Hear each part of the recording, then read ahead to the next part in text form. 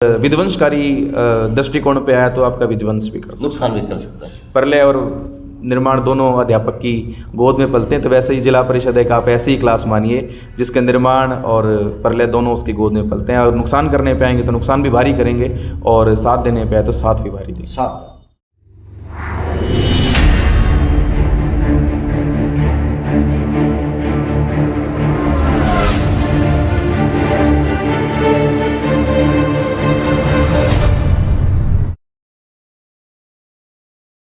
नमस्कार, मैं अजय। अच्छा जी, जिस प्रकार से 2024 के चुनाव की तैयारियां होने लग रही हैं कि भाजपा एक प्रदेश छोड़ के दूसरे प्रदेश में तैयारी शुरू कर देती है। ये भाजपा की नीति है। भाजपा के नेता काफ़ी बार कहते हैं हम आगामी चुनाव के लिए तैयार रहते हैं और रहना भी चाहिए। ये पार्टी का काम हुआ है। जिस प्रकार से प्रतिनिधि चुन के जहाँ हैं, चाहे पंचायत के रूप के हैं, चाहे वो जिला परिषद के रूप के हैं, चाहे किसी और रूप के हैं, उनका काम ये हुआ है कि जहाँ जहाँ की व्यवस्था बेकार हो, बिगड़ी हुई हो, उस संस्था की हो, उसकी हो, यानी उसका काम करने के लिए वो प्रतिनिधि चुने जाते हैं। चाहे सरपंच के रूप में है, चाहे वो जिला परिषद के रूप में, चाहे वो एमएलए के रूप में, चाहे वो किसी और नेता के रूप के अंदर हैं। और 22 मार्च को देवसर गाँव के अंदर इतिहास रचा। पहली बार भारत आज़ाद होने के बाद, पहली बार भारत आज़ाद होने के बाद में हुआ या हरियाणा बनने के बाद में हुआ, बस यह है कि होया जरूर है। होया क्या कि अब की बार पूरे प्रदेश के जो जिला परिषद हैं, प्रतिनिधि हैं, वो एक ही मंच के नीचे और एक ही छत के नीचे धाम देवसर के भूमि के ऊपर देखे जा सकते थे, मोनू देवसरे की अगुवाई के अंदर। तो उस टाइम बिजी थे, उस टाइम बात को नहीं हो पाई थी कुल खाल के। तो आज मौसम भी है, दस्तूर भी है और मोनू देवसर भी है। तो बुझ जाऊँगा कि भाई साहब जो सही मायने में आपके जो 300 के करीब कुछ इकट्ठे हुए थे, उनका सही मायने में मकसद क्या था, इकट्ठा होने का एक मंच के नीचे। नमस्कार। नमस्कार अजय भाई, बहुत बहुत धन्यवाद आपका।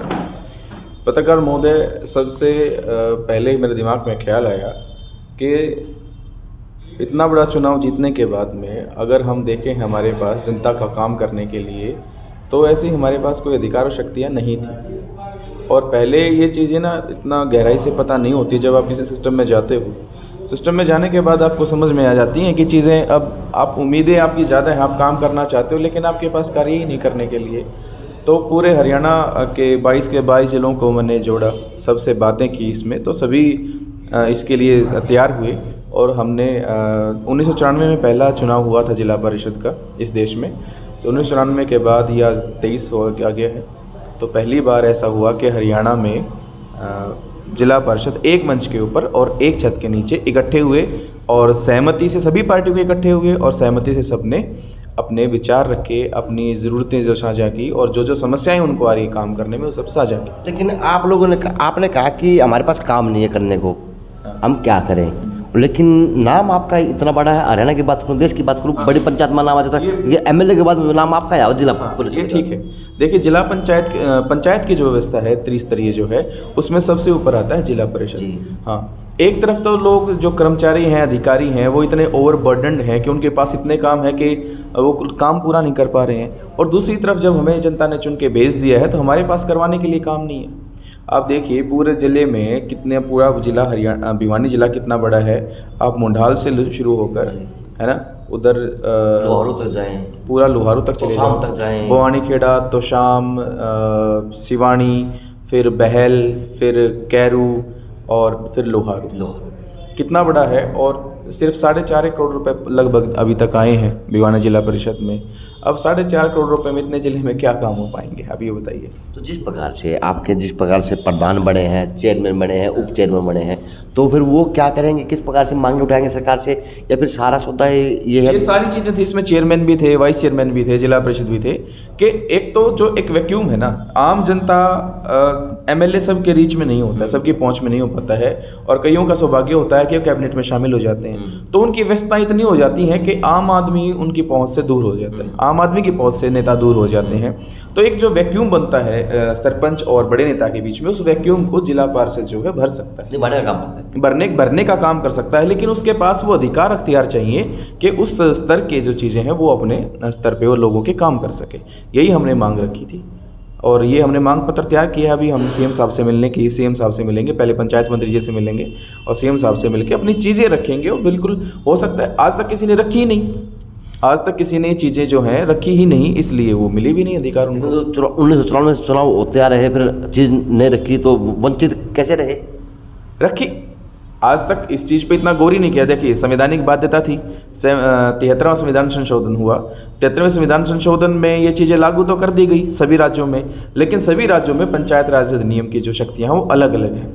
मैं मध्य प्रदेश का एक उदाहरण आपको बताऊं, वहाँ पे जिला स्तर पे कमेटी बनती हैं। जैसे शिक्षा समिति बना दी तो एक जिला परिषद का सदस्य उसका अध्यक्ष होगा और जिला शिक्षा अधिकारी उसका सचिव होगा और अन्य 2-3 जिला परिषद उसके। तो वहाँ कितने स्कूलों में जो भी कार्य होने हैं, इवन 7% टीचर के ट्रांसफर वो जिला परिषद की वो कमेटी करती है। हाँ, कहाँ कंप्यूटर कक्ष बनाना है, कौन से स्कूल का प्रांगण का पक्का करना है, कहाँ शौचालय की आवश्यकता है, या नए स्कूल का प्रपोजल देना है, या फिर अपग्रेडेशन का प्रपोजल देना है। भाई बात करूँ तो अगर आज आपकी बात करूँ, जिला परिषद की बात करूँ, सरपंच की बात करूँ, तो सरपंच तो कहीं ना कहीं लटका रहे, धरना प्रदर्शन कर रहे।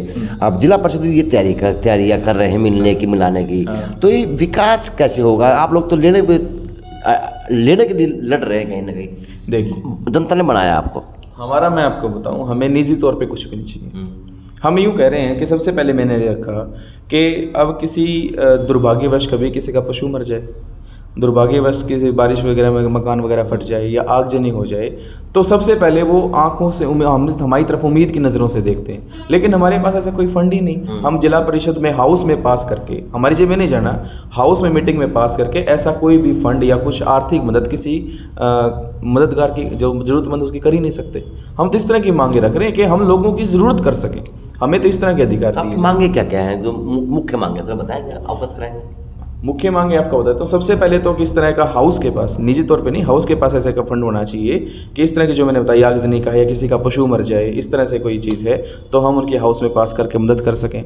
जिस तरह से डीसी हैं या जो मंत्री एक ज़रूरतमंद को पैसा दे सकें, तो 50,000 का हमारे प्रमुख के पास ऐसा अधिकार होना चाहिए कि ज़रूरतमंद को वो दे सकें और हाउस से उसको पास करवा सकें। इस तरह की चीज़ें हैं। और मैं बताता हूँ आपको, एक डी प्लानिंग कमेटी में पहले सभी जिला परिषद सदस्यों को रखा जाता था, अब वो नहीं रखा जाता। डी प्लान में जो पैसा आता है वो हमारे मार्फत भी, क्योंकि गांव की छोटी छोटी चीज़ें हैं, किसी ने छोटी छोटी ढाणियाँ हैं, 10 घरों की ढाणियाँ हैं, वहाँ बिजली का कनेक्शन नहीं, वो जाते हैं एसडीओ एक्शन के पास, तो इतना लंबा चौड़ा एस्टीमेट बना के 1.5-2 लाख का दे देते हैं, वो उसको अफोर्ड नहीं कर सकते, इसलिए वहाँ बिजली नहीं है। तो इस तरह के काम जो पैसा हमारे कोटे से ले लें और ये हमारे चीज़ ये कर दें कि आप अपने कोटे से यहाँ इस तरह की व्यवस्था करवा सकते हैं। अगर पानी नहीं पहुँचा है तो उसमें 1.5-2 लाख का एस्टीमेट बन रहा है, वो हमारे कोटे से ले लें, वो बिजली पहुँचानी हमारे कोटे से ले ले और वहाँ तक जो है सुविधाएं सुनिश्चित तौर पे पहुँच सके। हम तो चाह रहे हमारे कोटे में ऐसी चीज़ें शामिल की, यानी हम माध्यम बन रहे हैं, माध्यम बनना चाहते हैं। हमें अपनी जेब के लिए एक पैसा नहीं चाहिए, हम तो इस तरह की सुविधाओं के लिए बात कर रहे हैं, ठीक है। और जैसे पशु अस्पताल हैं, पब्लिक हेल्थ सेंटर है और कम्युनिटी हेल्थ सेंटर हैं, वहाँ के जो संचालन है, कार्य हैं, वो ढंग से होते हैं कि नहीं होते हैं, डॉक्टर्स और कर्मचारी समय पे रहते नहीं, साफ़ सफाई व्यवस्था है कि नहीं, तो वहाँ पे निरीक्षण करने की शक्तियाँ मानद अध्यक्ष की हमें चाहिए। तो देखिए मौके पे हम रहते हैं, नज़दीक है हमारे पब्लिक हेल्थ सेंटर, हमारा जो है कम्युनिटी हेल्थ सेंटर है, तो जो मौके का प्रतिनिधि है कम से कम वो जाके उसको चेक कर सके। जो मौके पे है उसके तो पास तो शक्तियाँ नहीं है, और जिनके पास शक्तियाँ हैं उनके पास समय नहीं है। दुर्भाग्य ये है, जो काम करना चाहते हैं और जो नज़दीक हैं उनके पास शक्तियाँ नहीं हैं, और जो जिस लेवल पे जैसे एमएलए एमएमपी के पास, उनके पास इतना समय थोड़ी होता है वो छोटे छोटे चीज़ों को जाके निरीक्षण कर सके। वही कह रहा हूँ कि जो वैक्यूम है ना बड़े एमएलए एमपी और बिल्कुल धरातल का, वो जिला परिषद के जरिए उस वैक्यूम को भरा जा सकता है और सारी चीज़ें जो व्यवस्थाएं जो है और अच्छी तरीके से चलाई जा सकती हैं। इस तरह की। और ये है कि मान लो अब कोई भी कर्मचारी अगर काम करता है किसी भी सेवा में है, मान लो कोई क्लर्क भाई है या पुलिस में है या टीचर है, तो अगर कार्यकाल के दौरान कोई ऐसे में उनकी मौत हो जाती है, मृत्यु हो जाती है, तो सरकार उसके परिवार का भरण पोषण करती है पारिवारिक पेंशन के जरिए। तो इस तरह से अगर किसी पार्षद का, प्रमुख का परमात्मा ना करे, अगर इस तरह से ऐसे में मौत हो जाती है, मृत्यु हो जाती है, देहांत हो जाता है, तो कम से कम उसका परिवार जो है वो परेशान ना हो, उसका भरण पोषण के लायक उसकी पेंशन होनी चाहिए। इस तरह की चीज़ें हमने रखी हैं मांग में।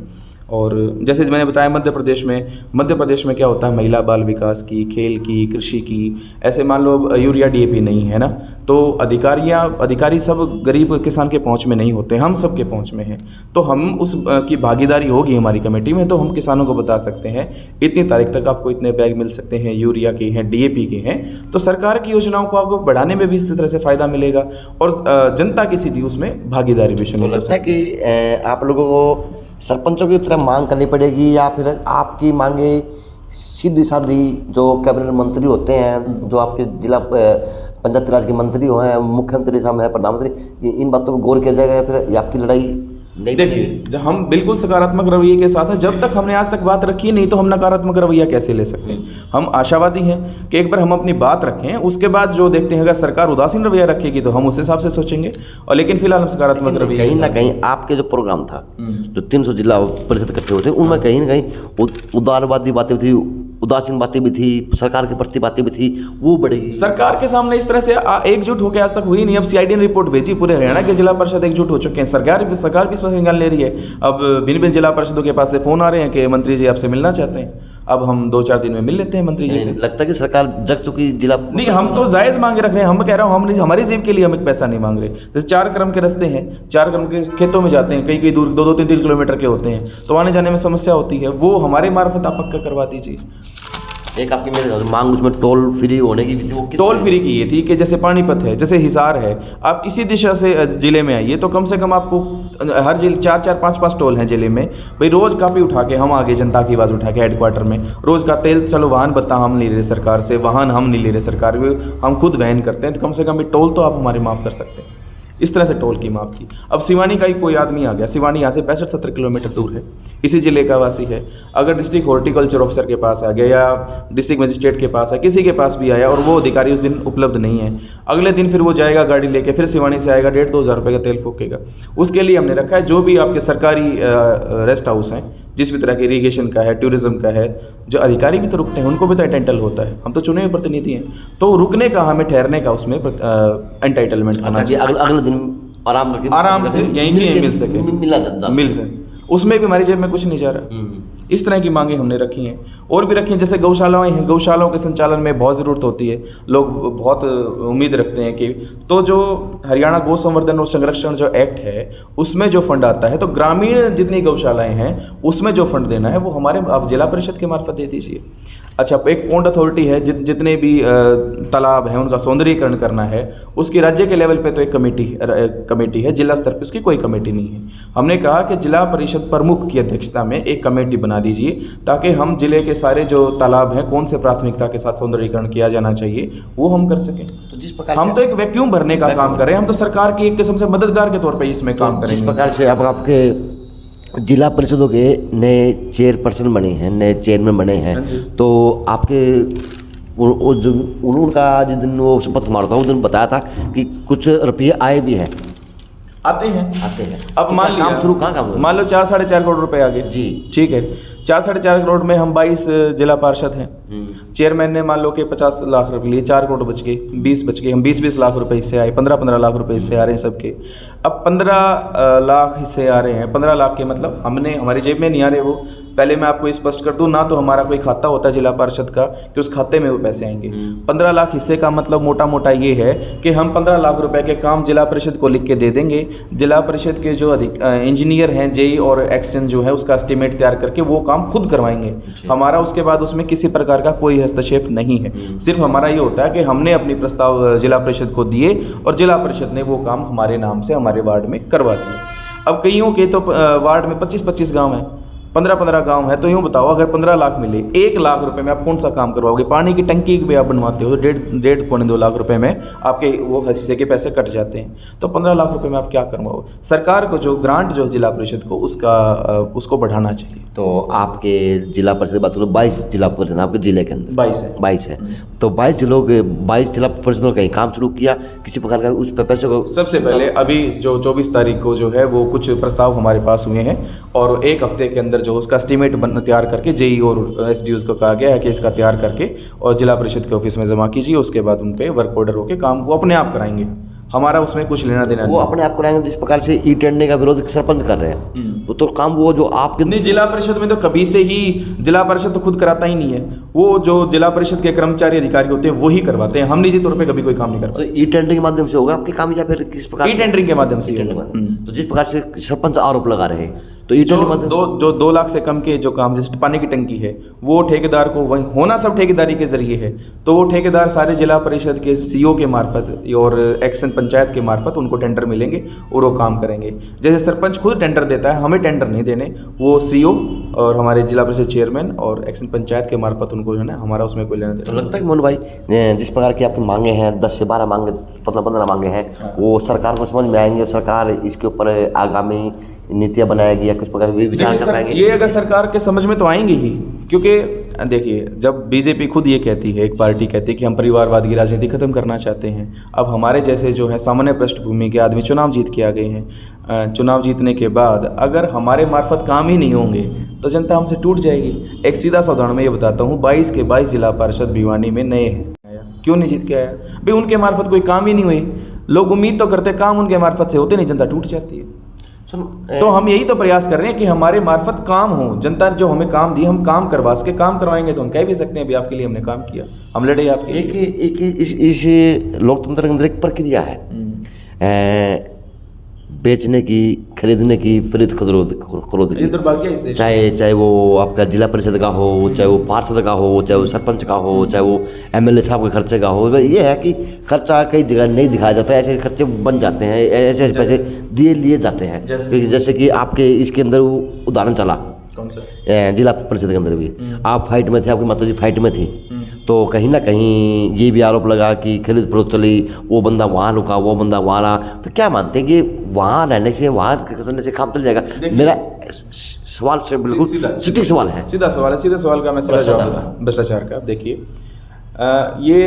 जैसे नगर परिषद के चेयरमैन का जो चुनाव है वो सीधा कर दिया, वो बड़ी अच्छी शुरुआत है। और अन्य राज्यों में पहले से ही ऐसा हो रहा है। उससे क्या होता है, जनता सीधा तो एक बात अपने चेयरमैन को सीधा जानती है, सीधा उसका लिंक होता है। और जो काम एमसी के मार्फत होने हुए एमसी के मार्फत हो जाएंगे, चेयरमैन के मार्फत होते हैं तो सीधा चेयरमैन के पास जा सकते हैं। दूसरा जो आपने कहा, खरीद फरोख्त की संभावनाएं खत्म हो जाती है। हाँ, लेकिन मैं उसके साथ समस्या आपको बताता हूँ कि नगरीय जो जनसंख्या है वो थोड़े से एरिया में सीमित दायरे में होती है, तो वहाँ पे डायरेक्ट इलेक्शन कराना संभव है। ये हो भी गया, अच्छे से संपन्न भी हो गया। अब जिला परिषद भिवानी का आप चेयरमैन का चुनाव अगर लड़ने चलो डायरेक्ट, तो आप मुंडाल से शुरू हो जाओ, पूरा भवानी खेड़ा ले लो, उसके बाद आप चले जाओ 60 किलोमीटर का एरिया पकड़ना पड़ेगा। ये आधी पॉपुलेशन हो जाएगी एमपी से। फिर ताकत पे अगर बात आओ तो उसको ताकत क्या मिल रही है, उसके हिस्से आ रहे हैं 30, 40, 50 लाख रुपए। इतना बड़ा चुनाव जीत के आप जनता को जनता को संतुष्ट कैसे कर पाओगे, जनता की उम्मीदों पे खरा कैसे रह पाओगे? तो सबसे बड़ी समस्या ये है। दूसरी बात ये है, अगर जिला परिषद का चेयरमैन सीधा चुनाव इतना बड़ा जीत के आएगा तो उसका कद कितना बड़ा होगा। इस हिसाब से पहले आपको उसकी पावर सेटल करनी पड़ेगी, है ना। उसके जो अनुदान है, उसके जो विकासात्मक कार्यों में उसकी भागीदारी बढ़ानी पड़ेगी, तब तो फायदा हुआ। नहीं, जनता इतना बड़ा चुनाव भी जिता दे, उसके हाथ में कुछ हो ही नहीं, वही जो हमारे वाली बात हो जाएगी फिर। हाँ, तो जिस प्रकार से आपके चुनाव में, आपके चेयरमैन में बनने में आपकी जो व्यवस्था बनी, उसमें चर्चा बनी, भाई खरीद फरोख्त की जो चर्चा रही ये रही, तो क्या लगता है कि जो खरीद फरोख्त होने वाले लोग हैं वो क्या विकास करवा पाएंगे? किस प्रकार से वो जो मांगे हैं वो यहाँ तक जा पाएंगे, या फिर वो वहीं तक सीमित रहेंगे? खरीद फरोख्त वाली तो अजय भाई जिन्होंने खरीद फरोख्त की है वो जाने, जो जिन्होंने वोट दिया है। चर्चा रही है आपके जो चुनाव चलती हैं चीजें, लेकिन देखिए हाँ, इसमें निजी तौर पे किसी के बारे में कुछ नहीं कहना चाहिए। वो चीजें आपको भी पता है, मुझे भी पता है, लेकिन निजी टिप्पणी किसी के बारे में नहीं करनी चाहिए। वो टिप्पणी कहाँ करना सर? नहीं, मैं नहीं कर सकता। मुझे सबका पता है, लेकिन मैं किसी के प्रति निजी टिप्पणी मानते ना, जानते ना, सब होता है। खरीद फरोख्त चली है, खरीद फरोख्त तो चलती ही है। तो वो जो खरीद फरोख्त होने वाले लोग हैं वो किस प्रकार से विकास? सरकार को खत्म करनी चाहिए, उसका कोई विकल्प निकालना चाहिए। जिस तरह से डायरेक्ट चुनाव कर दिया नगर परिषद का, इस तरह से इसका भी कोई विकल्प निकालना चाहिए कि खरीद फरोख्त की संभावनाएं कम हो, इससे ज़्यादा पारदर्शिता चुनाव में आएगी। देखिए, देश को आगे बढ़ाना है तो भर्तियां और चुनाव, दो चीज़ों में आपको पारदर्शिता लानी पड़ेगी। दो चीज़ें अगर ठीक हो जाती हैं तो आप समझो देश का भविष्य धीरे धीरे अपने आप ठीक होना शुरू हो जाएगा। एक तो ये भर्तियां, ये बिल्कुल स्वच्छ हों, पारदर्शिता से हो, एक चुनाव ईमानदारी से हो, एक चुनाव। दो चीज़ें अगर देश में सही तरीके से होने लग जाएंगी, उस जितनी साफ सुथरी होनेगी, उतना देश अपने आप से साफ सुथरा होना शुरू हो जाए। लास्ट सवाल तो मैं फिर से बोल रहा हूँ जिस प्रकार से सरपंच आज रोडों पे हैं, जिस प्रकार से सरपंच आज अपना विरोध जता रहे, तो क्या भविष्य में ये रहेगा कि जिला परिषदों को भी विरोध करना पड़ेगा, या फिर वास्तविकता में 24 चुनाव देखते हुए आप लोगों की मांगे वैसे मान ली जाएंगी जिस प्रकार से आप इकट्ठे हुए? देखिए, हम फिलहाल पॉजिटिव हैं, आशावादी हैं सरकार से लेके, और आशावादी दृष्टिकोण से सरकार से बात करेंगे, और फिलहाल शुरुआती दौर में है। अगर ऐसा सरकार रवैया हमारे साथ अपनाती है कि हमारी जायज़ मांगों को वो नहीं मानती है, तो फिर हम एक रणनीति बनाएंगे पूरे जिला परिषद हरियाणा के इकट्ठे होके, और बुलंद आवाज़ उठाएंगे, और वो आपको बिल्कुल बता दी जाएगी।